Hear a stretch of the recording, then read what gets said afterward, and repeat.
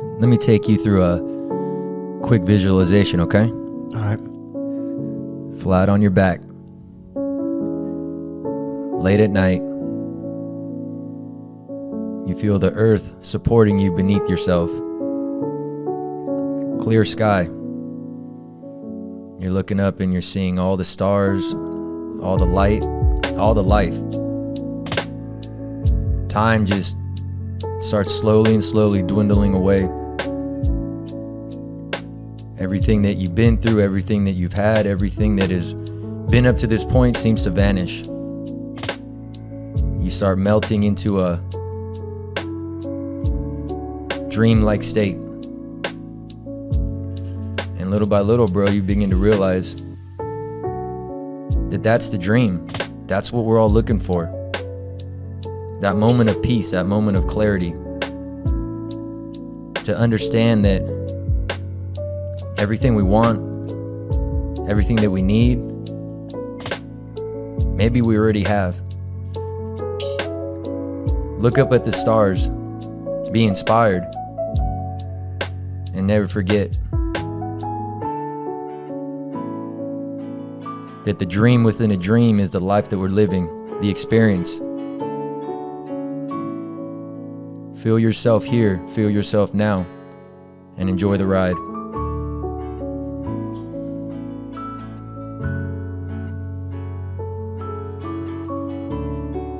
Thank you so much for this opportunity to be here right now. Allow the dream to dream through you. Allow those moments of tranquility to be everything that we're looking for.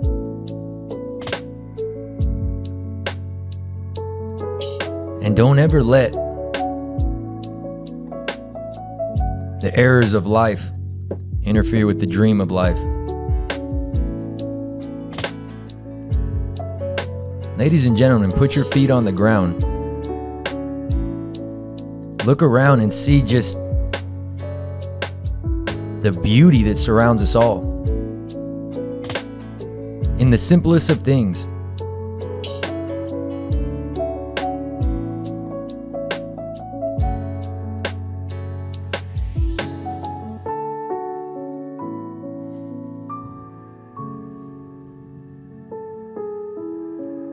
Welcome to episode 42 of the Ultimate Pill Podcast. This is a dream, bro. We're in it. We're living it. It's in those moments of quiet, silence, contemplation, and total awareness that I realize, like, you're in it now. You're in the dream. We're living it. What a beautiful way to think about life, man. Yeah.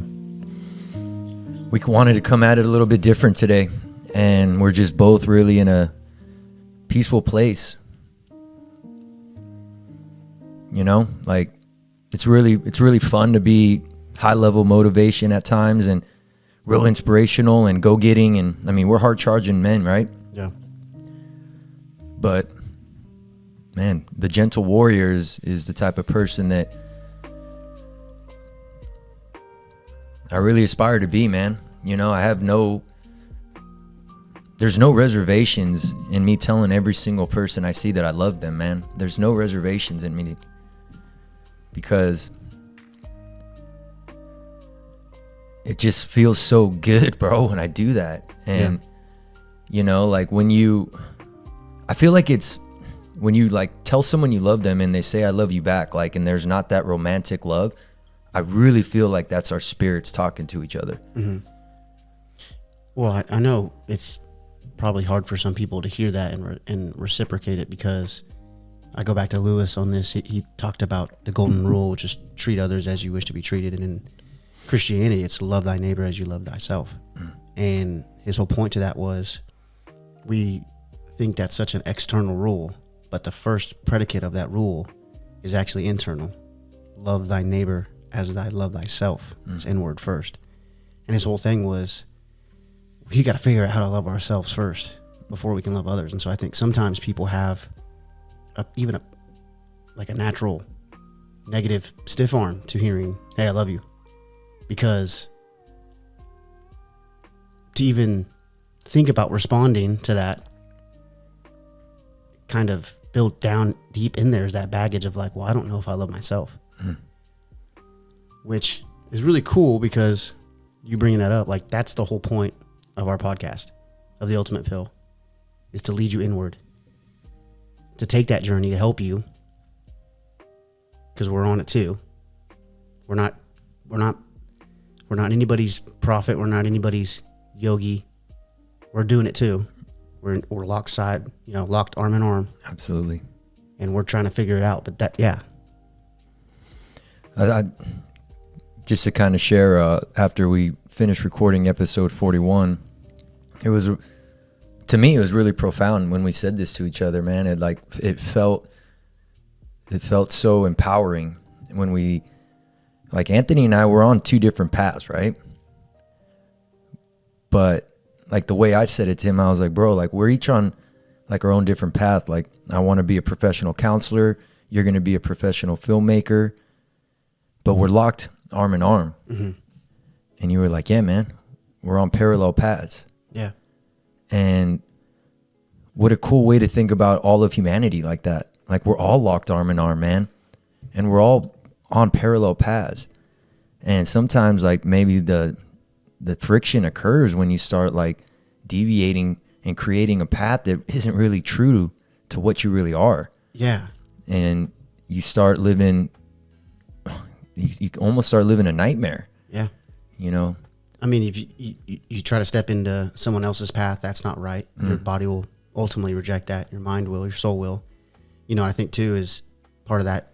The issue is thinking that so many people out there external to me are coming against me on my path. You know, like they're walking the other way. Yeah. And so they're seen as an adversary. It's like when we drive, you know, it's like we objectify the actual souls inside the car. And it's like, well, they're just in my way. Or that's actually, I didn't think about that. Like maybe you're on a path and someone's taking that same path slowly. And you're like, you're in my way. Get out of my way. You know? And so, yeah, I like that analogy about the parallel paths. And then it becomes about, well, how can we, while we walk these paths side by side, when we each come to a barrier, or maybe you come to a barrier only, or I do, or maybe it's a barrier that crosses both paths or multiple paths. How can we face that barrier together? That's beautiful. And that visualization that we did at the beginning of the show, y'all, like really do that. Like take those moments in life to, you know, go into the silence and, you know, put away everything that we kind of use sometimes as defense mechanisms to have to even enter into the self, right? Yeah. And really understand ourselves, because down deep in the unconscious is really a lot of trauma and a lot of pain that we've all experienced. I mean, it's the human condition. Yeah. It's riddled with strife. But in those moments, man, like lay down on the ground. Like do that.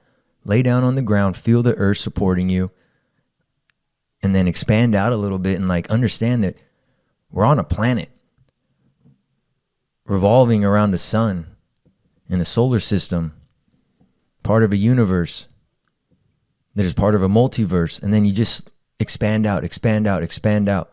And then allow yourself to really travel out and experience like, yo, like this is so big that I really need to figure out what's true to me. Like, what do I really want? Like, what do I want this experience to stand for? Like, what do I want it to mean? And what we want to touch on today is how to dream correctly, how to dream right. Because maybe we've been given a false message of what a dream really is. Like maybe the dream is just that, like being okay with sitting there by yourself, looking up at the stars and just becoming mesmerized by this experience. Yeah. And going back to Papa and, you know, thanks for involving me in your guys' you know, email conversation. Is, I mean, you want to talk about some intellectual powerhouses. Like honestly, I had to take a second and say, man, like way to be, Chris, like to even be attached to an email like this. Like, yeah, you're really hard on yourself. And, you know, everything that Anthony and I talk about and everything that he just said, like we're on the same track. Like we are, man. Like I definitely can be really, really self-critical and self-conscious, and all my best friends know that, and they always tell me like, stop doing that. Mm-hmm. But it's hard, right? I mean, it's work. Yeah. But when he said his final sentence in the response that he gave us was, you know, my earthly experience is coming to an end, so I tend to like the simpler conclusions. But you youngsters go out there and explore the depths of what it is to exist. Yeah. And like, that told me two things. Like, yeah, man, like go do that, bro. Like go explore, man. Like go explore the depths of what it means to be a human being. That's the internal work we're talking about. Mm-hmm. Like, what does it mean to be human? Yeah. Like maybe it's not everything that we've been told it is. Mm-hmm. But also what that gave me is like, this is not permanent. Yeah. Like one day we're going to write that sentence, dude. Mm-hmm. One day we are going to have to say that, okay, like this experience is done. So why not live it out like a dream? Right. Like a dream has such a positive like connotation to it. Like what if we literally lived our day-to-day life in a dream-like state, doing everything we absolutely could with what we've been given, man? Yeah. That seems like a pretty good dream to me. Yeah. Seems like one that I'd wake up from and say, that was cool. Yep. Yeah. Well, man, there's a ton of like synchronicities happening right now with you, the way you just ended that. I'm trying to think of where I want to go. One thing I will say is, so Carl Jung, who we both love, he had a near-death experience towards the end of his life. He had a heart attack, and he, I guess, was dead on the table. I mean, he went somewhere else, and he came to like this desert wasteland planet, and he found this cave, and he went inside this cave, and he found this like, almost like this yogi guy, like meditating, and he had his eyes closed, and he saw in himself. And Jung came to the realization, this man is dreaming me. Wow. And when I die, he'll wake up and I'll dream him.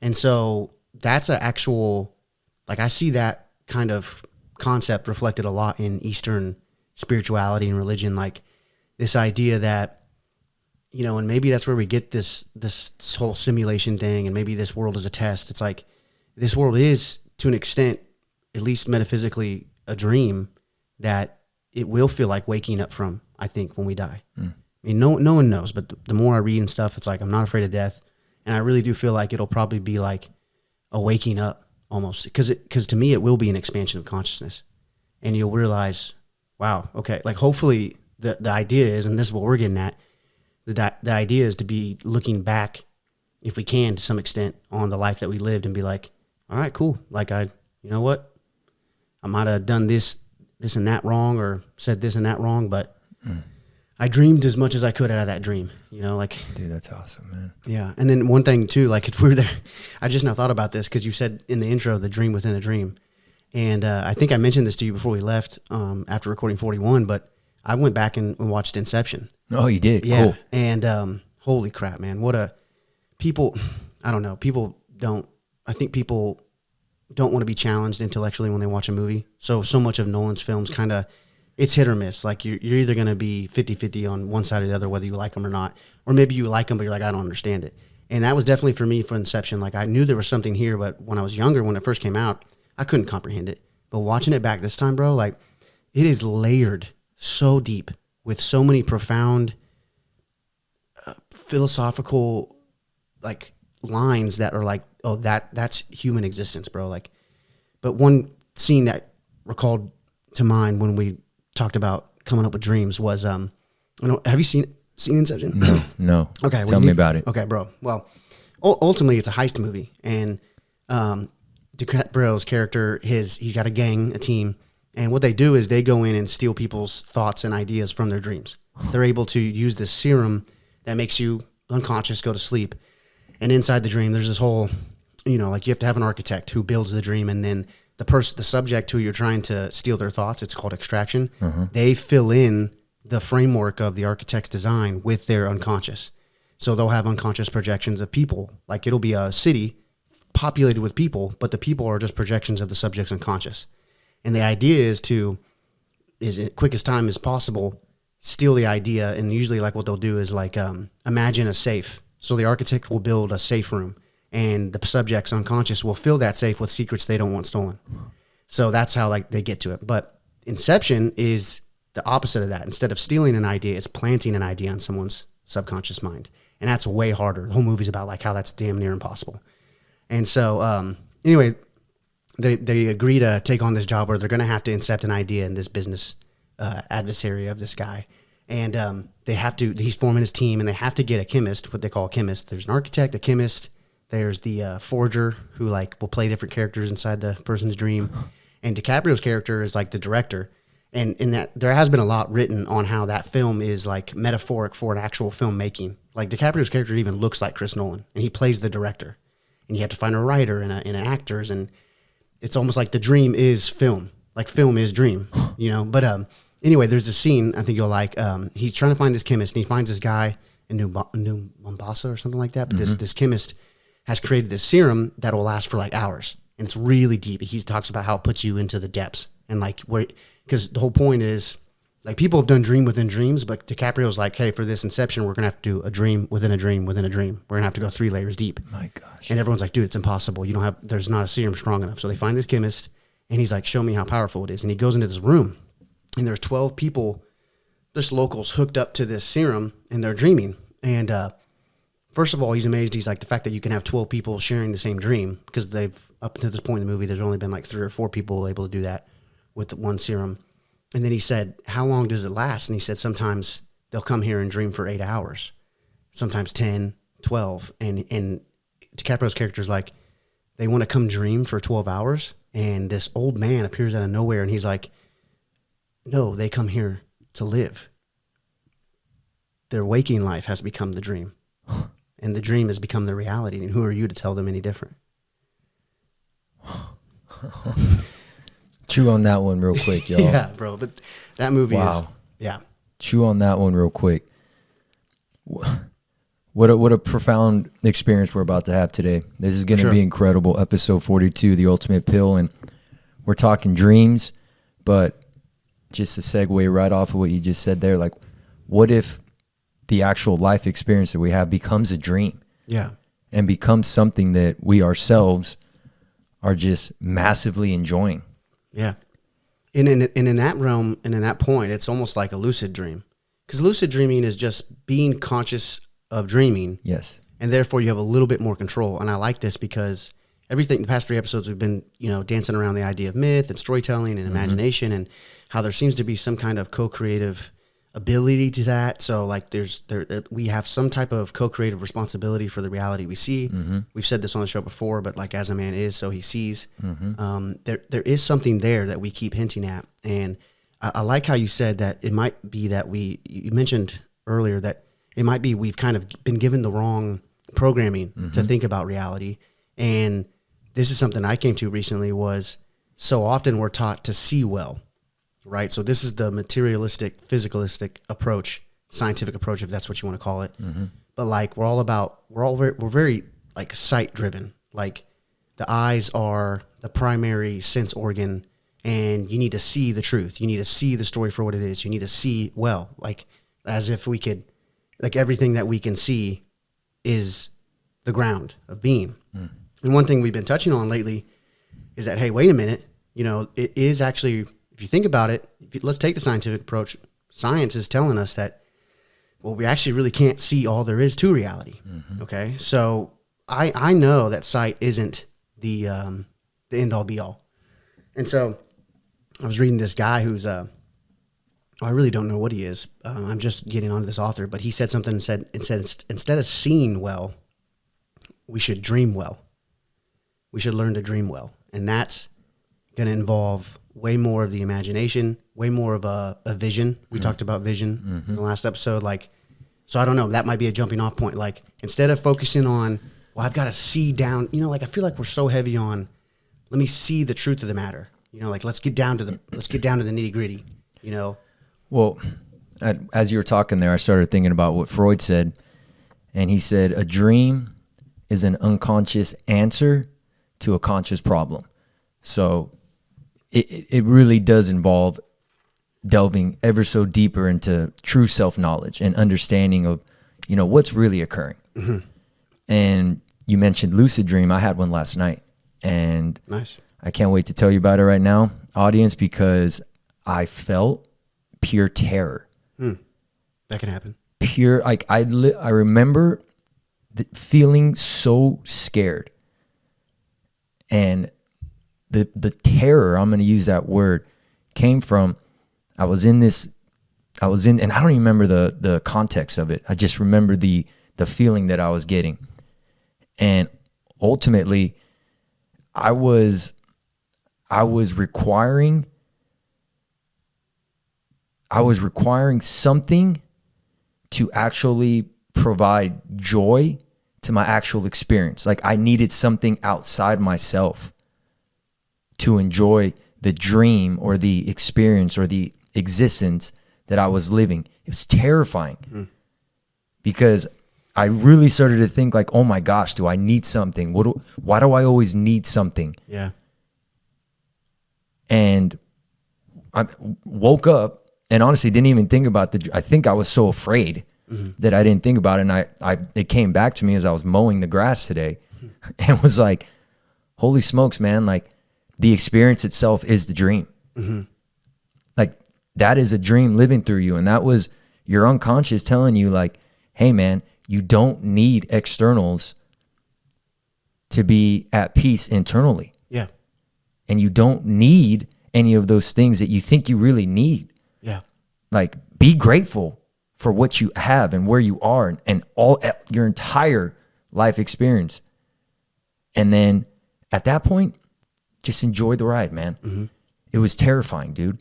And it's so cool because now even more, like I'm telling you, we're crossing threshold after threshold as we go on this journey together. And like that really was one like, oh, dude, like just be a massively good dude. Yeah. Because all that stuff that you think you need, you really don't. Yeah. That's good. Like just go out there and live this experience as lovingly as you possibly could. Yeah. Mow the grass with love. Hit your punching bag with love. Record episode 42 of The Ultimate Pill with love. Sitting by a man that you love so much. Like just do that. Yeah. And then if the other stuff isn't there, it's okay. It's okay. Yeah. So that's good. Yeah, it was terrifying, man. No, I love that. I don't think we need a lot of the things that we think we need. Oh, for sure. Maybe we just need this. Yeah, for sure. No, I think you have everything that you already do need, you know, and I think that's spot on about what Freud said about dreams and subconscious issues being brought to consciousness, you know, and that's what Jung would say too. Through metaphor, by the way, y'all. That's For how sure. the unconscious talks to us. Yep. Through story. Metaphor, Through story. narrative, and symbology. Yeah, the symbols. And, you know, that's what's cool about those two dudes is Freud and Jung, where they split. I mean, Freud didn't really want anything to do with the religious iconography inside dreams. He didn't think there was much needed from religion, and that's where him and Jung split. Yep. Jung was like, no, dude, I'm seeing patients that are schizophrenic coming up with, you know, in their dreams or in their visions having religious symbols, religious experiences, that there's something to that. But for sure, the unconscious will present you problems in your dreams. But what I think we're getting at is, you know, talking about dreaming well and how your life can become like a dreaming well. You don't necessarily even need to wait on a dream or wait on the remembrance of a dream to find those unconscious problems. And this is where I wanted to bring in hermeneutics. Okay. So hermeneutics, Awesome. And you kind of already touched on it. I think it was in your intro or at least earlier already in the 20 minutes that we've been going, about looking at the world and trying to figure out like, what is the meaning of all that? And that's the surface level of hermeneutics. Hermeneutics is just about how to read well. How should we be reading and interpreting what we read? Now, Ibn Arabi, the Sufi master that I've been on recently, and by way of him, Henry Corbin, who was a French philosopher, and that dude was amazing, understood so many languages. He learned Arabic to be able to read Ibn Arabi, was a Christian, but was so heavily knowledgeable in Middle Eastern Sufism and mysticism. But they both talk about how there's actually a hermeneutics of reality. And now think about that. Hermeneutics is about how we read and interpret what we read. And they're saying that we need to look at reality as a hermeneutics. We need to look at reality in the world around us and say, what does this mean as it is, as a text, as a story? as a narrative. What is the story? And the guy that I, really got me on and really has changed my life profoundly, Bernardo Kastrop, the metaphysical idealism, he said something along those lines too. It's crazy because I don't think he's never mentioned Ibn Arabi or Henry Corban. He said that, when we wake up from a really profound dream like you did, we ask, what did the dream mean? He's like, why don't we every night before we go to bed ask, what did this day mean? In the same way, Like, and I've been trying to do that. Wow. Like, what did this day mean for me in the story of my life? The Stoics talked about that a lot, man. The Seneca, Epictetus, Marcus Aurelius, all the Stoics that we know of, really popular today in modern day culture, like all of them said there should be a review of the day. Yeah. And again, what did it mean? But even to delve a little bit deeper and create some practicality to this, like, what did I learn today that could make tomorrow's dream a smidge a bit better? Right.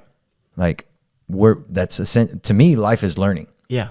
It's all about learning begins with self, and then it travels out to exactly what you just described, like learning about the experience, what it means. And I mean, we talk a lot about context, content, like that's context. That's living in a verb state, man. And that's where you're so heavy on the evolution of consciousness. Yes. And that is part of our responsibility. And that's, I think, where the ultimate responsibility. Right. Yeah. No, this is good. And part of being able to do that, to even, whether it's a Stoic review of the day or the metaphysical idealist, like what did the dream of today mean, goes back to your point about being able to find time and comfort in the courage to have those silent moments of contemplation and awareness. And I meant to talk on this when you mentioned that, but like, I find that ever so challenging in today's day and age. And I think about our youth, and I actually said this morning because I was trying to fly the drone at practice because we didn't have any student filmers, so I had to fly the drone. I'm a film guy. And I'm trying to do that and pay attention, and kids that are like JV kids that aren't in right now, like I kid you not, dude, this happens more than not. And I try not to get annoyed by it, but like they just boom, boom, they come up to me like, hey coach, let me ask you this. What about this? What do you think about this? And it's like constant questions. And I'm like, I really, I can't give the full, attention I need to even answer your questions. I'm trying to work. I'm trying to make sure I catch the play. Yeah. And I thought about it. I think I even made a comment to our trainer. And I was like, these kids, like, they don't like silence. Like they're not comfortable in it. And then I started thinking, I was like, well, neither are we really. It's not just a kid problem. It's like a modern problem. Yes. And I think part of it is we're so stimulated, not to demonize technology, but it has its faults. It is a tool. It can be used for good or evil. And I think so often we get caught in this, I would call it negative feedback loop, where it's like any opportunity you would have had for silent contemplation or awareness is filled, all that empty space is filled with TV, with movies, with the phone. Like I've been trying really hard, like I said with Bernardo Kastrop, like thinking about as you lay your head down on the pillow at night, think about what did the story of today mean? What did the dream of today mean? Like you've got to get off the phone. You've got to put the book down for me. You got to turn the TV off before you do that, so I don't know, like when we talk about dreaming well, I think there's a couple points we're making here, which is we're talking about making your life a dream and doing that well and dreaming well. And we're trying to give practical effects to how you do that. I think a huge one is being able to have the courage and comfort in silence so that you can contemplate the dream of reality. And the second point of that, and I guess would be a follow-up, is the point I made about hermeneutics, which is looking at the world as a grand narrative and your life as a story, as a subplot inside that grand narrative, and saying, what does this story mean? And sorry, but I'll just finish with it. Like, keep going. But I think this is the reason why the moments that even inspired you to want to do this topic for this episode, which was the memories on Facebook, which for me was the YouTube video that was a video of me in college being interviewed, me and my brother. 8 years ago. Yeah, 8 years ago. And it was called Football Filmmaker. Yes. And it was just a little documentary that our Mean Green Football Productions did about how me and Frazier we had our own film company at the time. We were making movies, doing commercial real estate, and trying to make money and make movies and stuff and tell stories. And at the same time, being a Division I football player. And that was really cool. But then you had yours, which was a memory of you. I guess you were vlogging. Do you want to give some more? So it was, I think you would call it that. I mean, mine was October 2017. And it was just, again, like, it was very exciting and almost enlightening to see those two paths cross on the same night. Like, There was no reason that should have happened. Right. But your memory popped up, and it was the documentary that was made 8 years ago. And then mine was like this little vlogging thing that I was trying to do 6 years ago. And what popped into my head was like, we've been at this for years, Anthony and I. Yeah. Like long before we met in 2022, like you and I have known that there's something that needs to happen with this life. Mm-hmm. And I remember I text you with, man, we've been at this long before we met. God is good, right? Because us coming together is building this dream that we have further and further and evolving it and escalating it and expanding it. Yeah.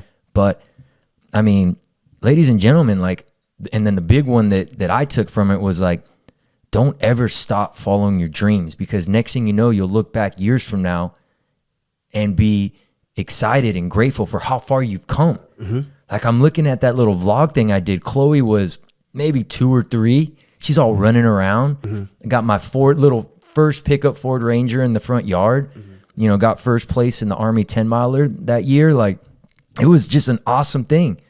But I literally was sitting in the hammock outside looking up at the sky and just thought in my head, bro, like, look how far you've come. Yeah. So keep going, because 10 years from now, you'll look back on this exact moment and be like, look how far you've come. Yeah. And maybe that's the dream, y'all. Yeah, is just like personal evolution. Yes. Is essentially the dream. That was my point to that, and bringing that example up and everything we've talked about thus far. I think maybe that's the impactful meaning behind moments like that, where you're able to. And that's what's kind of cool about the memory function on Facebook, is take a step out of just living day to day, hour by hour, minute by minute, and realize, oh, here's me from 8 years ago. Here's me from 6 years ago.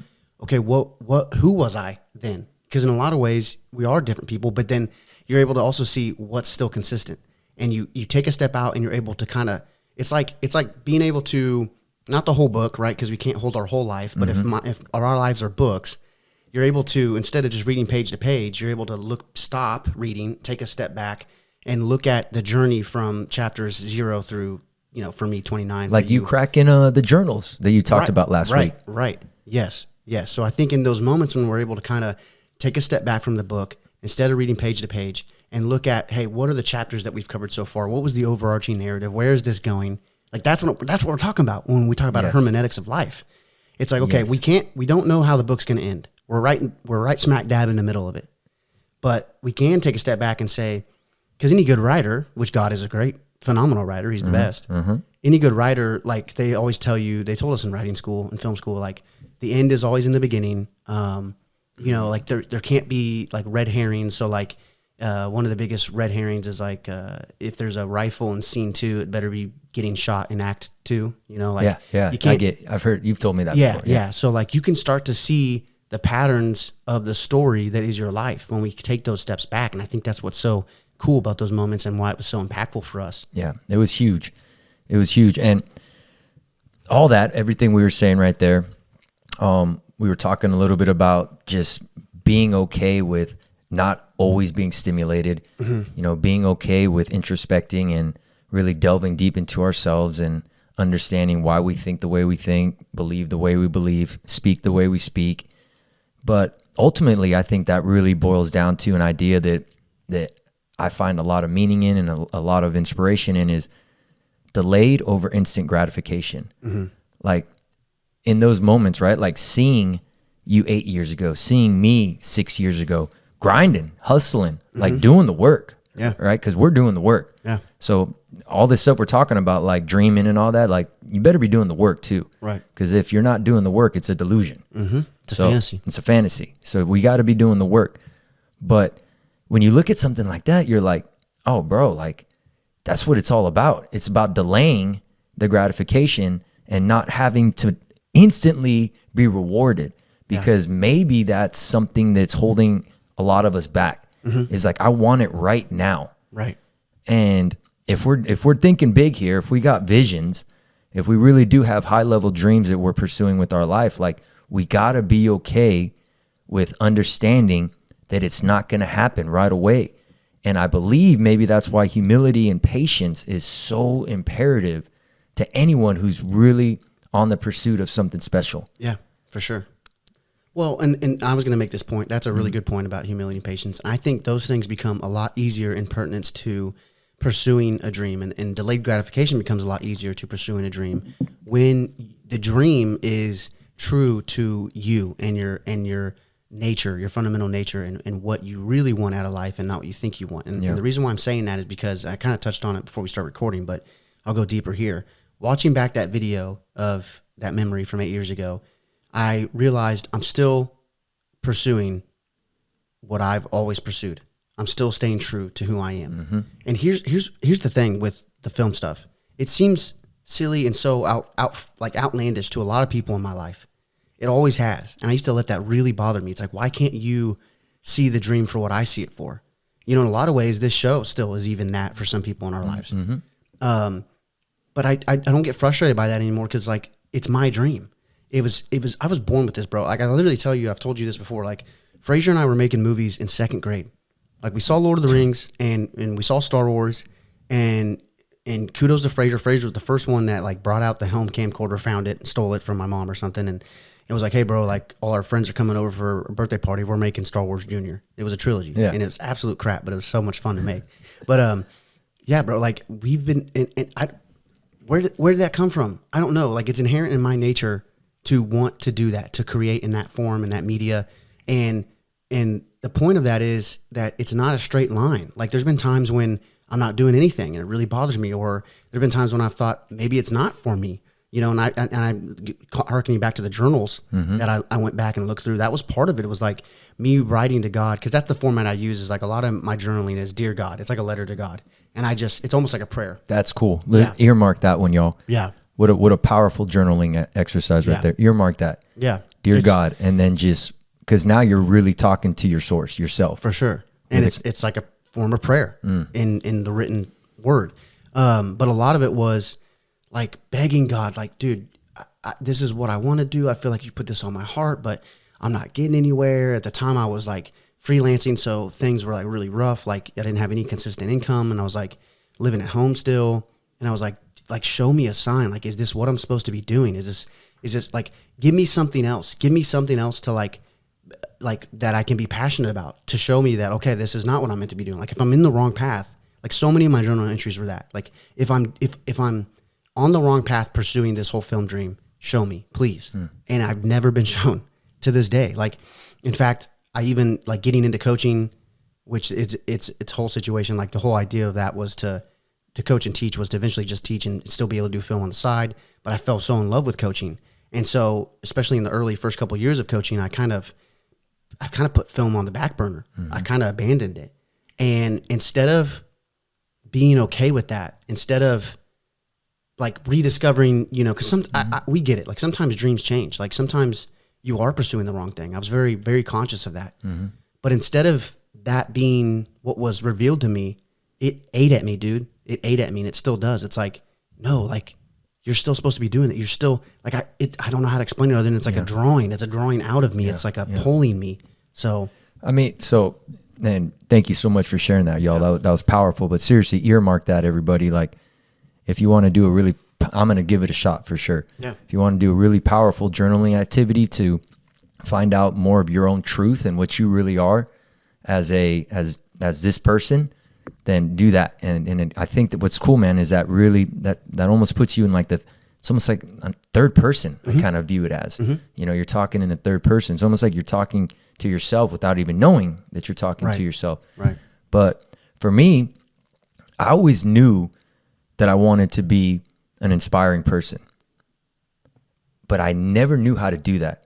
Growing up, very average young man, was not that good at sports, I was definitely that kid that wanted to be liked by everyone. And because of that, I wasn't really liked by everyone, because people can feel that, y'all. Yep. You know what I'm saying? That's why the Ultimate Pill podcast and everything we stand for, internal work and understanding that you are the source of your life experience. Like, if you love yourself and you accept yourself through all your frailties, then other people will feel that and respect that. Join, let's say 15 to 20, super lost. Always knew though, I just always knew I loved talking to people. I loved connecting with people. I loved providing my own experience in the hopes that it can help them join the military. Same thing. Like, I was a good soldier for sure, but what I loved most was like being in front of the formation and like sharing my words and expressing myself. Like, I just got so much value out of that. And I remember I was so devoted to advancing because I wanted to be the one at the front that could talk to the troops and tell them and motivate them and get them all heading in a certain direction. Kept going, man. Kept going with that. Got out of the service. Thought I wanted to get into business. Right? I externalized my identity and was like, oh, money's the answer. That's what's going to bring me all this joy. And it wasn't.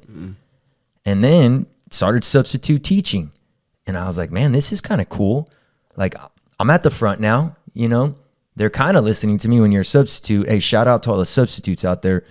We love you so much, and it's a tough job. And we appreciate your sacrifice because we need you. Yeah. You know, we need you for sure. Like, that is sometimes that's a thankless job, but man, if you can find meaning in it, like, thank you.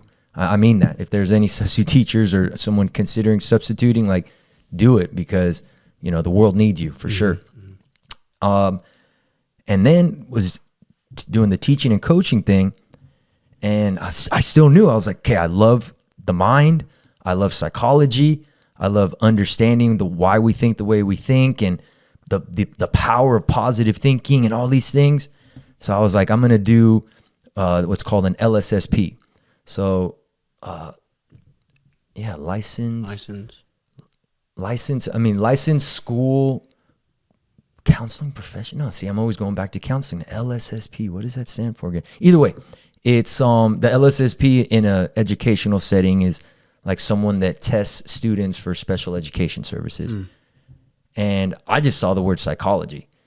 There's psychologist in it, right? So I'm like, oh, dude, I'm going to be talking to people and stuff. And as I started pursuing that graduate degree program, I was like, maybe this isn't what I thought. Got online again, and dude, somehow clinical mental health counseling came up. And I started reading this, and I was like, okay, this looks pretty cool. Let me transfer into this program. And 3 years later, I graduate in December. That's awesome. And I look back and I say, you just sometimes need to be patient because the solution will come. Yeah. Like, you for years, you know, have been trying to, you know, we're asking like, am I on the wrong path? Like, I didn't even know my path, bro. Yeah. You know what I mean? Like, I just knew that I loved inspiring and motivating and encouraging people and helping people and being a support element to life and everybody. But I didn't know how I could do that. Like, I was always a generally good employee because I was able to develop good relationships and I was, you know, met people at their level and compassion and all these things. And now being able to be a professional counselor, you know, taking my test, graduate in December, they got to confer the degree, and then I'll officially be, you know, a professional counselor. And now I'm going to literally be doing for the rest of my life what I love to do. Yeah. And that is sit there with somebody else and help them get the best out of themselves. And even to touch more, like when you're on a journey and you know what you want, but it doesn't feel right, like be flexible and adaptable. Because I tried like that whole vlogging thing that you saw, like that was me knowing that, all right, maybe I'll do this life coaching thing, right? Or maybe I'll be this influencer thing, right? And I started doing it and I felt shallow. I felt like, dude, like there's so many people doing this. Like, you need to go like a little bit deeper. You need to be like credible, substantial. And that's why I went to graduate school. Like, literally was doing the life coaching thing, like trying to do all that, you know, made a couple bucks or whatever. But I was like, nah, man, like I gotta be a little bit different, and definitely delayed gratification, right? Yeah. Like going to graduate school for clinical mental health is definitely required a lot of effort on my behalf. I mean, we're talking full-time family, full-time job, coaching. I mean, grinding, you know what I mean? Grinding, hustling for sure. Yeah. Right. So let's earmark that again. Like, you got to hustle, you know, you got to do the work. Like, don't forget that, but be patient and understand that it will come. And I mean, seriously, bro, like I sit here now, like I'm very excited for 2024 for us. Like, I feel like 2024 is going to be that year to where we're finally really doing what we're supposed to be doing. Yeah. Yeah. And I'm not saying we haven't been doing that up to this point, but it's going to be like the official, like, all right, boom, all that life experience that you've had up to this point will now prepare you to do what I've asked of you. Yeah. You know what I'm saying? And big one too, y'all, like fall in love, like the dream of the life experience, like fall in love with that too, because all the stuff that I've been through makes me a better counselor. Mm-hmm. You know, in those struggles, like if you could, I wish I had someone telling me back then this, like if you could find a lesson to be learned in that struggle, one day maybe you can share that with somebody and it will help them overcome theirs. For sure. And they will have hope in their life. Yeah. And what better of a dream than to give another human being hope? And that's what you do with your films, man. Mm-hmm. That's what people do with, like, oh my gosh, like if your dream, your endeavor, everything that you're doing can be a solution to someone else's problem, like what a magical way to be, man. Yeah, for sure. Yeah. Well, hearing you recount all that, I feel like in light of trying to help people dream well and dream life, to me, it sounds like crafting that dream is following meaning. Sounds like it. Following the meaning. You know, like I think about this, like you were, like you, again, it's not a straight path, and it's like meaning is so, it's impalpable. It's I can't reach out and touch it, but I can feel it to an extent. It's an invisible guidance, you know, and part of imagination and everything we've been on recently is this commitment to the invisible. So that's a concept that maybe we should think about when it comes to dreaming well, is a commitment to the invisible and its felt presence, because it'll guide you, hopefully in the positive. But yeah, seeking the meaning, like you didn't go down the whole influencer / life coach track because it felt shallow, and that is like a rejection of meaning. And so you fell back into the path that was providing meaning to your life. Yes. It's the same for me. You know, it's I feel the most content and meaning filled when I'm pursuing film and trying to create something that hasn't been seen before, and take a thought and make it actual reality. Yes. Take a dream and make it reality. Yes. This is what we do in filmmaking. And a good exercise for this that I've done, I've talked about this, not on this show, but on social media before, but I did this early on, like right around college time when I was still, you know, trying to figure all this out, was if you're feeling lost about where to go and where to find that meaning, I like to do this. Like, it's almost like I talked about a time audit, you know, a couple episodes ago. It's almost an audit of your genealogy. So look at your parents and then look at their parents, and you could just stop there or go back further, but look at the things that make them unique. So I'll do this for me. Like, it's really easy to do it on my mom's side. My mom, growing up, was always reading. Fiction, mostly, murder mystery stuff. But she was the one that just kind of inherently, like, I remember going to Walmart or Target and, like, her, like, encouraging us, like, hey, do you guys want to get, like, one of these $8 paperback novels? You know, like, oh, yeah, cool, here's a Spider-Man one, or, you know, here's a, you know, whatever. Like, she was kind of constantly encouraging us to read and to imagine in that way. She would always buy us books, okay? So that's a part of me that came from my mom. Let's take it a step further and go to her parents, okay? Well, her mom, my grandma, Debbie, she is an artist. She was a professional logo designer early on, always painting, always crafting too. Like my parents had me and my brother when they were young, and so we spent a lot of time at Grammy and Papa's. And to kill time, it wasn't, like, I think about our childhood now, this is crazy. It wasn't go sit and watch a movie, or, you know, here's a video game, stiff it in your hand and entertain yourselves. It was, okay, what can we make today? So, like, she would find ways to, like, make us paper mache night helmets. So Fraser and I could go outside with wooden sticks with this paper mache night helmet that she helped us make and be knights and imagine that we're knights. Or, like, one time when Harry Potter first came out, you know, before you could buy all the accessories and stuff, like the first movie just come out. Instead of, you know, going out and buying something, she helped us make our own wands so we could imagine that we were in the world of Harry Potter, right? So and then she was always painting. And so Fraser and I have always grown up drawing. We love drawing, right? So that's a part of me. Yeah. And that ability to imagine and craft things, I do that now with filmmaking. Like, so much of filmmaking, especially on a budget and indie filmmaking, is arts and crafts, bro. Literally, like, it's like straight back to childhood. Okay, it's like, oh, like Fraser and I made a movie called Silver Hollow in college, where it was like a sci-fi Western, and him and I bought a bunch of, like, Nerf guns and water guns, and then painted them and redesigned them to make them look like real guns. Like, and that's Grammy. That's straight up Grammy. Like we wouldn't have been able to do that if she hadn't been making us do that all our childhood. Man, I think about my grandpa, her husband, Patrick, who you're on the email list, who you mentioned, constantly, I mean, his whole basement is a converted library, constantly amidst books, was kind of this intellectual wizard figure that was almost untouchable, but he was mysterious. And it's like, oh, I want to know what he knows. And we could go to him for deeper questions. And he had just this inherent aura about him, about the importance of knowledge. Yeah. Just because of who he is. You know, he's constantly reading, constantly moving books, had stacks of books that he would move up and down from his basement to his room. And so, yeah, like you can, you know, my dad, the coach, you know, there's that side of me. So anyway, so if someone feeling lost, it's like, well, I don't know what provides meaning in my life. We'll do a genealogy audit and see what makes the people that have made up who you are unique. And there might be hints there, you know, as far as what to chase, what to look for. Man, may I do mine? Because as you were doing that, like, and another golden earmark right there, y'all, like, do a genealogy of your life to find out what you find meaningful.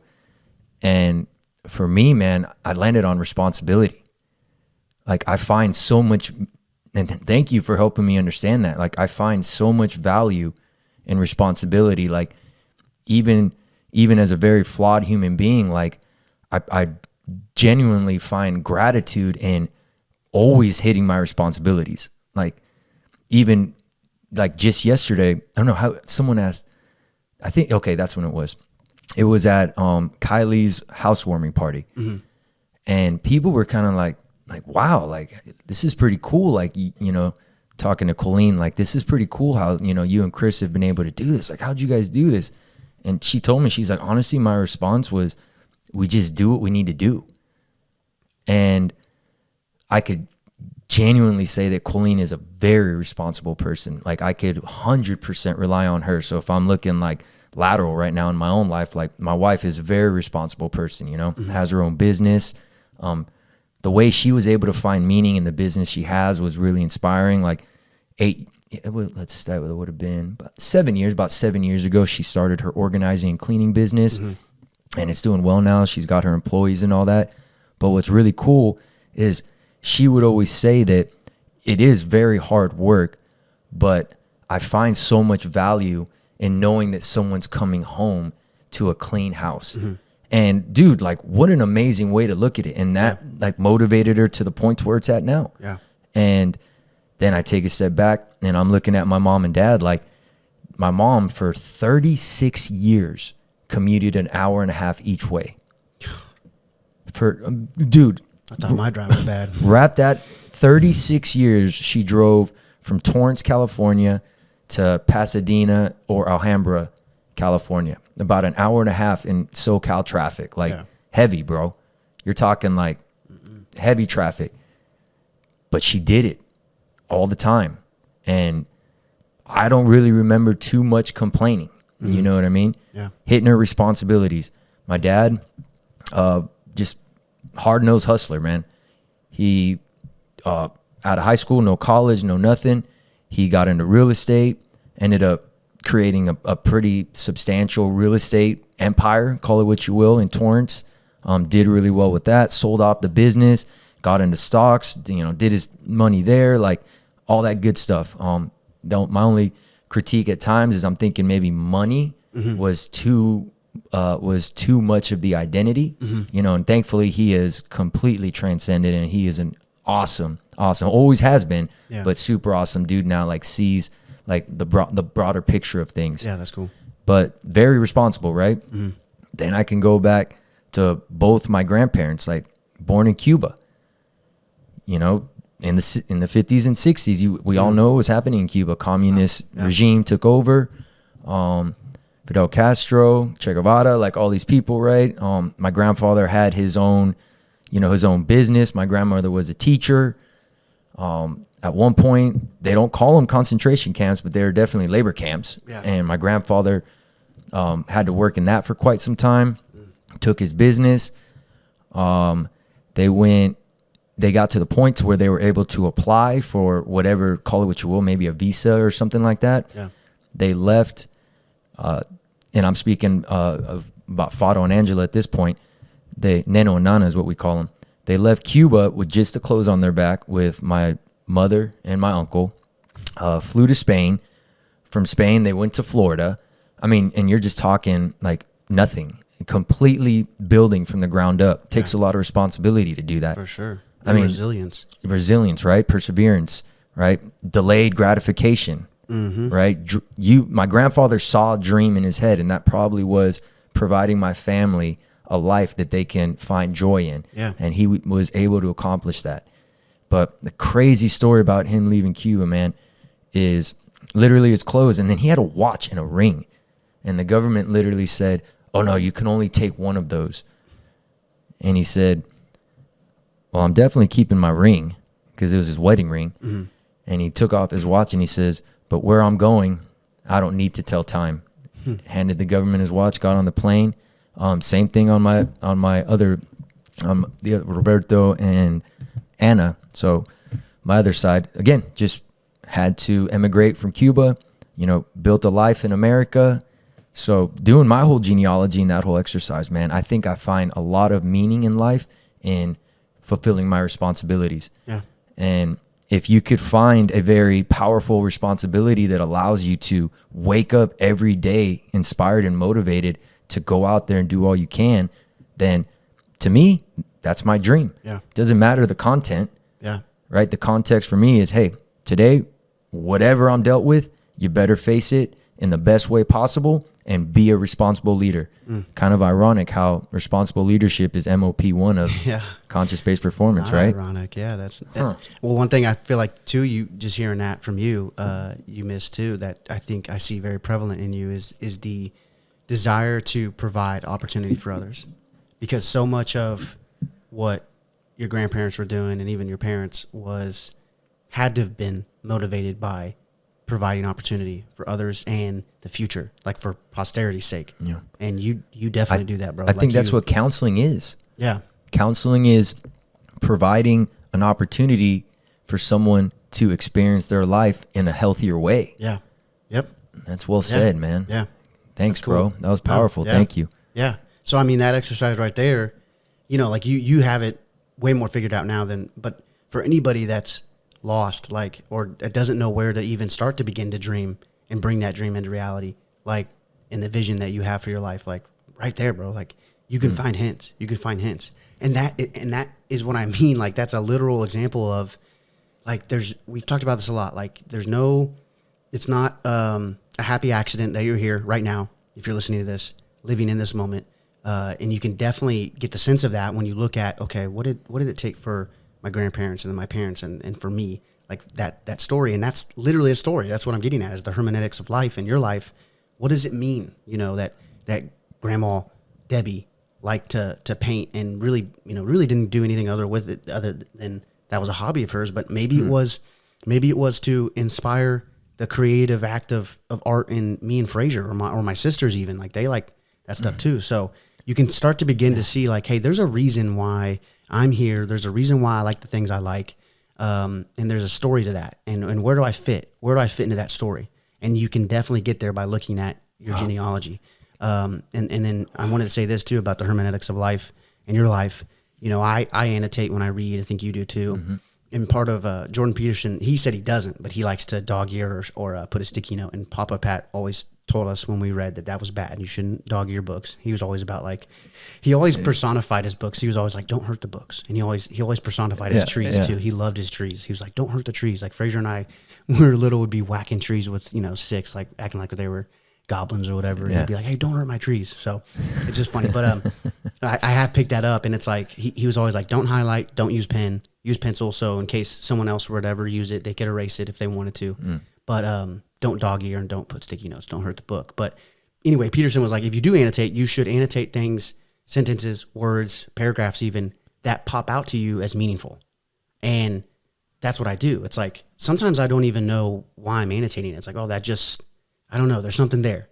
And that's why I told you, I like to go back and type up what I've annotated recently or write it down, because I'm able to again, revisit the book from a objective standpoint. I'm not just reading page to page and be okay, oh, now I see why that was meaningful, especially in context to the whole grand narrative of the book. Right. So in ways, getting back to dreaming well and dreaming life well, I talked about how that might be correlated to a chasing of meaning.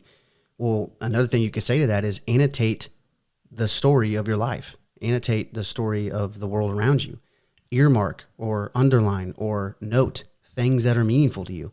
You know, sometimes you walk into a bookstore and a book just pops out to you and you don't know why. You're like, why? Like, follow your attention. What drew that attention to you? Or same thing with like movies and shows, like, or with people even. So I guess it's really a hearkening to pay way more attention to the things that draw your attention or that pique your interest. Dude, I seriously just had a profound revelation for my own life, man. And something unconscious literally just became conscious. And I got to thinking of my brother, and we both are proud of each other for the struggles that we've overcome. And over here, we're talking about dreams and how to live this dream that is life out in the best way possible. Like, dude, I think up until right now, I'm going to stop doing this because literally I was like, oh my gosh. Like, as you were just talking, I think unconsciously I would put myself into struggle because I would find meaning in that. But in reality, like, you don't have to put yourself in the struggle in order to be a responsible person. Like, right. You can live above the struggle, man. Like, that's not what you are anymore. Yeah. And dude, what a profound thing that I just went through, man. Yeah. Like, I don't need to put myself into unnecessary struggle to think that my life's meaningful. Yeah. Like, that's good. Dude. Well, that's part of being that warrior poet. Shoot, part of me, to me, part of being the warrior poet is realizing I don't have to fight every battle. I don't have to fight every battle that I think is out there or that comes to my doorstep even. Sometimes not fighting is the best fight. Maybe that's why school's gotten so much like simpler for me, because I don't feel like I need to fight every battle anymore. That's good. I just fight the one right in front of me. Yeah, there you go. And that's profound, bro. Do that as responsibly as I can. Yeah. Man, you're getting it, because I feel like this is, and I'm starting to get it too. Like, it's so easy to hear that because I've heard it hundreds of times, but now we actually really get it. And this is something that tons of spiritual, philosophical leaders have said for thousands of years. That point right there is like, fight the battle before you. You don't have to fight every single battle. Oh, man. Maybe being comfortable in what you really are is maybe the dream. Yeah. Like, dude, I am really, this has been really profound for me, man. Like, I'm over here thinking like, maybe those long distance runs I go on, like, I literally would think like, why do you do this to yourself? Like, I know it's good. Dopamine release. I get it. Neurocognition increases through the oxygen intake. Like, I know all the health benefits, but like, sometimes I would literally be like, okay, I don't feel good about myself right now. Like, go struggle. Oh yeah. Yeah. Go struggle right now. Yeah. Like, go tear yourself apart. Like, I literally, sometimes before I go for a run, I'd say to Chloe, all right, I'm fixing to go tear myself apart. I'll see you back. I'll see you in a little bit. Yeah. Like, why do I have to look at it like that? Yeah. I don't have to do that anymore. It could be looked at in a more, call it what you will, a more positive light of, I do this because I enjoy testing myself. Yeah. And seeing what type of man I really am. Yeah. Like, what a better way of looking at that, man. Yeah. That's way more meaningful. No, I don't find meaning in the struggle. No, I find meaning in being the best that I can be as an expression of life. There you go. That feels better, man. Yeah, that's good. I like that. Yeah. And I think that right there, like that's a practical example of like what we're getting at with this whole episode about dreaming well, making life a dream. And there's like, I feel like there's two levels. Like, we're talking about, having a vision of your life and chasing that, right? Like we talked about with our memories in the flashbacks. So there's that like objective physical level where it's like, I'm going to go out and make something of my life. But there's also just this base level to me, this ground level of like, everything is a dream. Life is a dream. And how do you dream it well? And they're tied together as far as, I think, the structure or the function of them. The function of them is everything we've been talking about, the hermeneutics, the being able to find comfort in the silence. Striving. The striving. Yep, that's good. And I think like what you just said right there, it's like figuring out what does this, like looking at the event as a story or as a scene in the story that is your life, and figuring out what does that mean? What does that mean? This was the first book I ever self-published, was called The Myth of Our, or no, it was Every Day a Scene. Every day is a scene. And I wrote, the whole book is about how if you understand the hero's journey and how it pertains to storytelling and film, you can look at your life as a film, as a movie, and therefore you can understand the low moments and the high moments, or the scene from to the next. Yeah. And just looking at every day as one scene in the movie of your life. And that's ultimately what we're getting at. Choose your struggle wisely. Mm-hmm. That's ultimately what I just came back to, man. Yeah. Choose your struggle wisely. Because to live this dream, right, to really create a life that we're both talking about right now, like it's going to require struggle. So make sure that the struggle you're choosing is wise and healthy for you. Like sometimes we put ourselves into like unnecessary suffering that does not bring any value. Like think of all the things that we could be, all the things in your life, like take out a piece of paper and write down, what are the negative influences and habits in my life that are not allowing me to experience this in a higher state of being? Yeah. Like that's a pretty good journal activity too, for man. sure. Or even seeing, okay, here's the things that I'm pursuing, and write out the positive and negatives of the both of it, of whatever you're pursuing, and do the negatives far outweigh the positives. Like I know some people in education that maybe got into this for the right reasons, thought that this is what they've wanted, and then they're just constantly in a state of negative emotion. And it's like at some point, you can't say this to them because they would never think that, but at some point you're like, is it even worth it anymore for you to be pursuing? Maybe you're not meant to be pursuing this because you're constantly depressed, stressed, angry. Yeah. It's doing what positive is it doing for your life? Yeah. And that might be a tough pill to swallow, talking about the ultimate pill, but that might be the medication you need to step out and realize, okay, and that's scary to people, bro. For sure. It's scary. Like I think sometimes we fall into these paths of our lives because it was ease. It was, this is what my father did or my mother did. And we were told by society that this is what success is. For sure.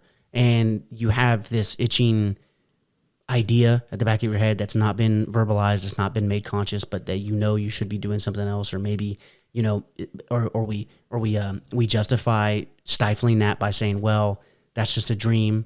I can't make a living off that. And it's like, it's going to take courage and faith and facing a lot of fear to take a new route in that life. Yeah. Let's go practical real quick because man, this has been amazing. So 2 things I want to touch on real quick. So personally for me and the theory that I use for counseling, okay, like I was telling you about before the show, okay, I know there's a lot of affective drives that you've taught me before, and I actually will eventually get into affect and what that means. But for me, it's you have the aggressive drive, the pleasure drive, and the generative drive. Okay, the aggressive drive, when that is the main force, because at that point you're forcing, when that is the main force of your dream that you're living and the path that you're on, like that's where we find ourselves very angry, obviously, hence the word. Very tense, very frustrated, very resentful. Very short-term gain. Because all I'm living for is to appease this aggressive drive. And honestly, that's where a lot of those, unconscious things that we do that other people tell us we do, but we're not conscious of them. Therefore, it's not our problem. It's them. I'm not the one that is that. Like, honestly, everything conscious base wise is sitting there thinking like, why do I do this the way that I'm doing it? Yeah. And when you start becoming aware of the reasons and the meanings behind it, then you can start alleviate and start thinking, holy smokes, man, am I being driven by aggression? Like, am I super prideful? Is it me versus them? That's the us versus them, big time problem that causes a lot of, even social. Yeah. Very social, like issues, call it what you will, is that aggression. Like, this is what I stand for. Think war, man. Like, yeah, we're sitting here fighting for something that we value, but we're doing that in an aggressive way. Yeah. And that could be, when I'm saying war, like, I'm not talking like, war against nations. Like, we can have a war within ourselves. And alleviating that war is, in my opinion, the goal of counseling and therapy. Yeah. Then we have the pleasure drive, and if the pleasure drive is driving our life, man, like especially in 2023, like that could be a problem, because it's so easy in the world that we live in now to be constantly pleasurable. Mm-hmm. Now, is that pleasure healthy for you? I don't know.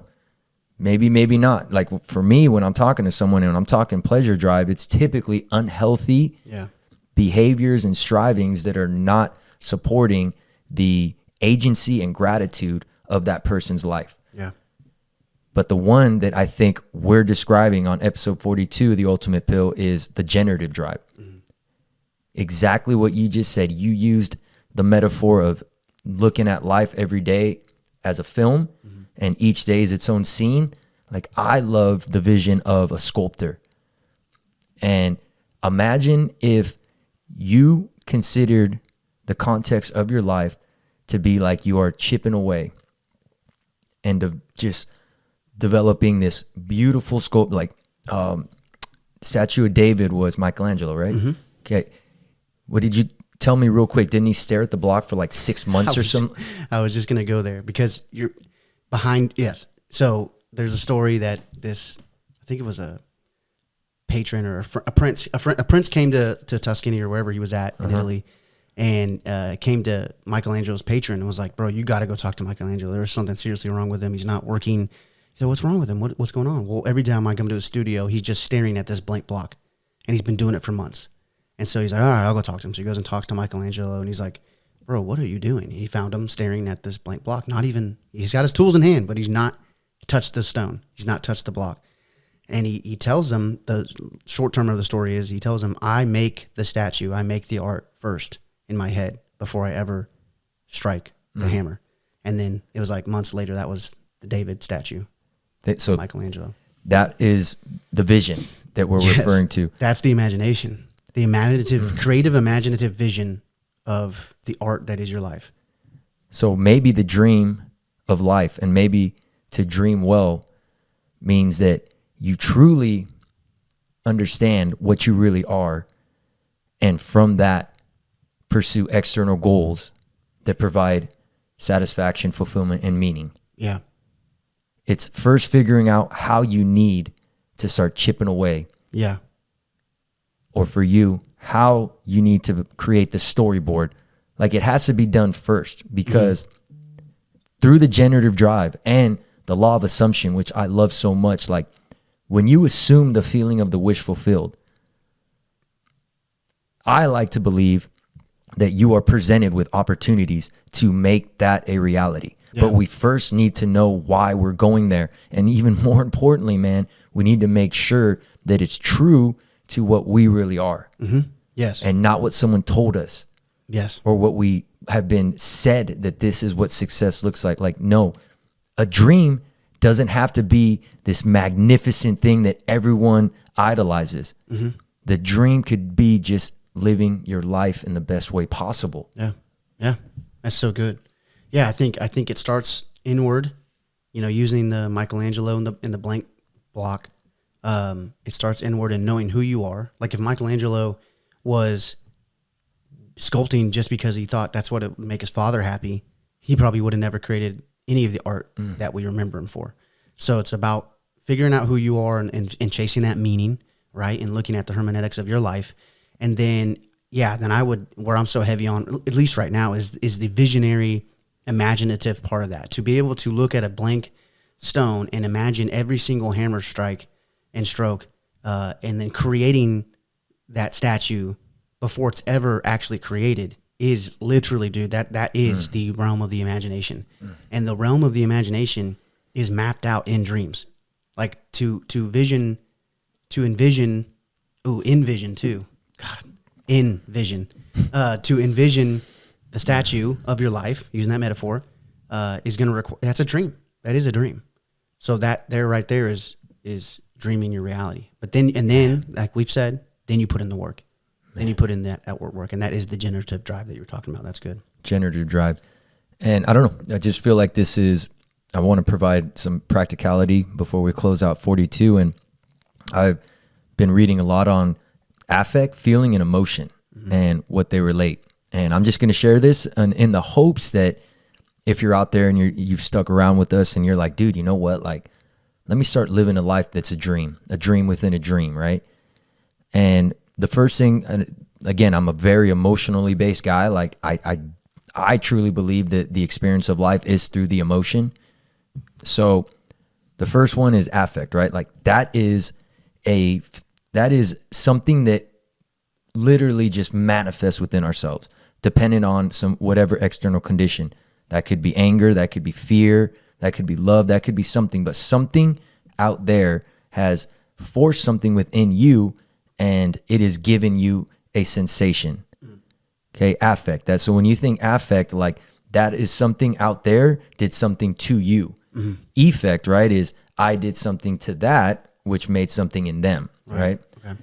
Then we have feeling. So feeling is, how do you equate that to yourself? So, you know, in counseling, if someone's telling me, you know, I just feel so angry when blank, blank, blank. To them, they're equating themselves as the affect. Right. Yeah. They are that is the feeling that they are experiencing is them. But this is where this whole idea of affect, feeling, and emotion took a spin for me. And I was like, dude, that seems right to me. Is emotion is the feeling that we put out into the world. So affect is within, feeling is how we identify with that, but the emotion is how we put that out into the world. And I'm thinking maybe that's why I'm so like such an emotionally based counselor, and conscious based counseling is strictly based off like your emotional state, because the emotion, the energy and motion, which derives from the affect and feeling that you're identifying with, is what you put out into reality and will create your reality. Yeah. So all that being said, like if something is happening to you that does not make you feel good, then maybe you need to delve into those three realms of affect, feeling, and emotion and understand which one of those is not in alignment. Yeah. And harmonize those three. And which one you're identifying as. Yeah, exactly. Yeah. Exactly. Like if you're identifying with the affect, you have outsourced your power. If you are identifying with the feeling, then you're definitely either probably, I don't even know how to say that one. You're not living in a generative drive. Maybe at that point you're in the aggressive or pleasure drive because. Yeah, you're. What do you? I mean, no, I always come back. If you're identifying with the feeling, I feel like you're taking a sense perception as your final and ultimate reality. Okay, there you go. Right, like you're delving with the sensation of what that affect is. Like I am a crappy person because this happened to me and I feel like this. Yeah. Right? Yeah. But man, if you could harmonize those two and understand that regardless of the situation I'm currently facing as I'm pursuing this dream, if I come at it from a high positive emotion and I put that out into the world and I've delayed gratification and I've found comfort in doing the things that I know I need to do to make my vision a reality, then you are literally a positive emotional individual that is putting that out. And I just truly believe, ladies and gentlemen, that the more and more we do that, the more and more we start attracting that to us, and we take care of life. Life takes care of us, and we begin living a dream within a dream, regardless of where we are. That's good. Thank you for that, because that helps me understand you better when you were saying emotion. And I don't know if you remember, there was like an early episode where we got onto emotions, and we were talking about young, I think, and ideas. It was like episode 3 or 4. Ideas don't have people. Yeah. No, people don't have ideas. Ideas have people. And you were saying, you're like, well, I think it's all emotion. And I was like, well, I was kind of countering you, but that's because I had a misconception of what you mean by emotion. But you displaying that, like, I completely agree. And it made me think of emoting. Yeah. So like you talked about how that's the outward energy that we present to the world. And you think about emoting, that's like giving emotional action to an object. Or I thought of the emojis, and the emojis that we text are ways to emote the word of our text and show you what we're feeling. So it's almost like when we talk about using that analogy, that's good, man. Yeah, like you could almost present to a client like, bro, like which emoji are you sending as a text to the world right now? Like, and could we change that? And how do you think that's going to affect, if I'm constantly sending the angry red-faced emoji out in text, people are going to be like, I don't want to talk to this guy. And then it's going to make me more angry, So I don't know. That's what that made me think of. That was good though. Yeah, I'm glad I actually brought that up, because I've been trying to make sense of it, and I helped myself a little bit more. Yeah. Like, if we can focus on the affect, why we're feeling like this, if we can focus on the feeling, okay, this isn't what I really see myself to be, right? That inner narrative that we really talk about, like, okay, yeah, I feel a little guilt right now that I did that, but that doesn't mean that I'm a bad person. It's just what I'm experiencing. Just in that sentence right there, I traveled from that state of guilt to a state of acceptance. Like, what a jump. Yeah. Okay, I accept that I feel like this right now. And that's why in a lot of the emotional based type counseling and theories, like the first thing they say is like validate and understand that it is okay that you feel like that. Yeah. But identifying yourself as that feeling, okay, that's what creates a lot of mental and emotional health concerns. Yes. But if we can organize those, transcend those two, and focus on the emoting, and the literal emoji that we're presenting out into the world, like when you're talking about emoji, I'm picturing someone like sending like a raunchy text or something, and then you allow that affect, right? That anger arises. Then you identify yourself with that anger. And because you've identified yourself with that anger, you need to express it. Yep. But why not just look at it and say, hey, okay, they feel like this. Doesn't mean I'm a bad person, because I've done all the introspection and contemplation, and I know myself for what I really am. I'm living this dream that is my life. I know where I'm going. I know what I stand for. I'm going to respond in a way that makes the situation just a little bit better. And then you send like that smirk face emoji or something. Why you do that? The thinking one. Yeah, the thinking one. There you go. I'm curious as to why you're talking to me like this. Yeah. That's good. That's good. I like that. That's cool. Yeah, that's good. So maybe the dream's a generative drive, man. Just being a creator of life. Well, it's funny that we always lean back into that fundamental principle of ours, which is self-knowledge. It's like we're talking about making a life a dream and dreaming it well, and the hermeneutics of reality. And it's like all of it leads back inward, bro. Like where you just ended with the splitting of those three things. It's like, yeah, it's about understanding you and figuring out who you really are. So in the past, my life changed in the past hour and a half. Like, I'm not going to think that I need to struggle in order to be living well. That's like, awesome. I don't have to do that anymore. Yeah. Like, I can look at it as like, I am responsible for this life. Therefore, I'm going to do what I believe is best for the expansion of this life. But it doesn't mean you have to struggle. No. Yeah. Just chase the meaning. Yeah. Chase the meaning. And I've always been on this, bro, but like, so it's come naturally to me, but it still might seem weird as others. But the hermeneutics of life and looking at reality like it's some grand story, and that my life is a subplot in that story, like it just really comes naturally to me. And I think it's so beneficial and practical. It's like just asking that question, like just start with today. Like at the end of the day, go to bed and lay your head on your pillow and be like, what did today mean? And maybe it didn't mean a whole lot, but like, and then that's cause for you to introspect and say, well, how can I make tomorrow more meaningful? How can I make it more meaningful in the assumed narrative that I think is my life and where it's headed? Yeah. And to harken back again as we sum up, like those moments that you and I had with those memories on Facebook coming up and looking back at who we were 6 or 8 years ago, like you don't need a memory on Facebook to do that.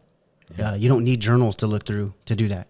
Just think about, like, again, find the comfort and the courage to sit in silence and contemplate who were you even a year ago, and what was troubling you, and what visions and dreams did you have then, and are they the same now, or did you abandon them, or did you need to come back to them, and who do you need to be? And you could do that, keep pushing back further and further. Yeah. So, dude, for me, what I've taken away from episode 42, and I'll use the metaphor of the sculptor, and you mentioned the word, the memory that we all feel from the statue of David, right?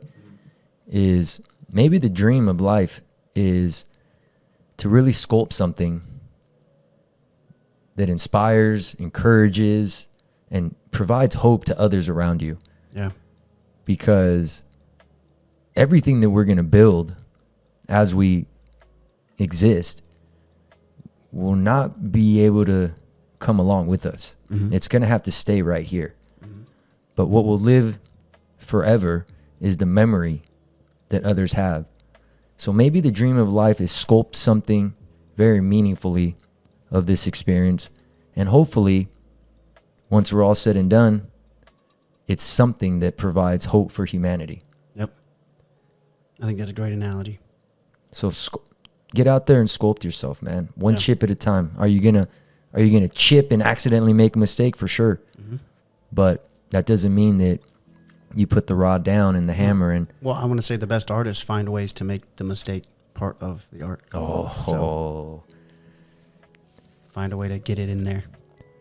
So go out there and dream. And maybe the dream begins with, understanding who you really are, man, and why you feel the things you feel and what type of emotion you're presenting to the world. And I don't know, man. I think being a really cool person is a dream. Yeah. To me, that's a dream, because regardless of the externals, if your sole purpose is to just be a really good human, then the dream within a dream is being lived right now. Yeah. Each and every moment. For sure. So enjoy the experience. I want to take a moment to say to anybody listening that's that had a dream. Good. That was good. Wow. If you've had a dream and you've let it slip, you've maybe not fully abandoned it, but you've kind of turned your back on it, bro, it's not too late. Yeah. It's never too late. There's plenty of people, stars, who didn't start their career till 40, 50, and they're household names. So whatever that looks like, whatever that field is, whatever that dream plays out in, like, I guess I'm just trying to give you the courage to go back and look at it and say, maybe I shouldn't have left this. Maybe I shouldn't have left this. Maybe I can pick this back up. How can I make this? How can I start to begin to implement this in my life and try to make it a reality again? So that's good, man. You never know what could happen. Yep. You never know what could happen. Had a guy, late 50s, at the football game on Friday night, and he sees that we're doing our YouTube thing now, Ultimate Pill Podcast on YouTube. And he's like, yeah, man, I've been thinking about doing it, this and that. I'm sure his is probably has something to do with motorcycles. I think he likes motorcycles a lot. And I told him, I was like, yeah, man, just do it. You never know what could happen. Yep. So just go out there and live it, sculpt it, build it, develop it, expand it, evolve it. But make sure that it's something that's true to you and something that you yourself have chosen to find meaningful for you. And then go out there and hit those responsibilities. Yep. It's good. I really like that show, man. It was good. It was fun. Yeah. It went by so fast. That was a good one. I learned a lot about myself. That's a dream too, man. Yeah. That's a dream in and of itself right there. Yep. Learn every day, y'all, about yourself, about life, hermeneutics, like Anthony talked about. Just learn. Mm-hmm. Doesn't have to be from a book. No. Some of the best. We don't need to. Some of the best learning comes from just being. Just being. Yeah. Out there interacting. Yep. Experiencing. Yes, bro. We appreciate y'all. Yeah, man. Listening for this long. Please like, share, comment. Yeah, for sure. Subscribe on the YouTube. If you're just listening, check us out on YouTube. For sure. And if our dream helped your dream, then I'm gonna find a lot of meaning in that after we stop recording today. If our dream has helped your dream, then we've done our job today, my bro. Yep. We're doing the right thing, my man. Yes, sir. All right, y'all. Hey, episode 42, How to Dream Well. I hope you guys got value out of it, and we're just going to let you go from here. We'll see you next time. Go dream. Go dream. Dream big, think big, do it all. Go out there. We only get one shot at this. Love y'all.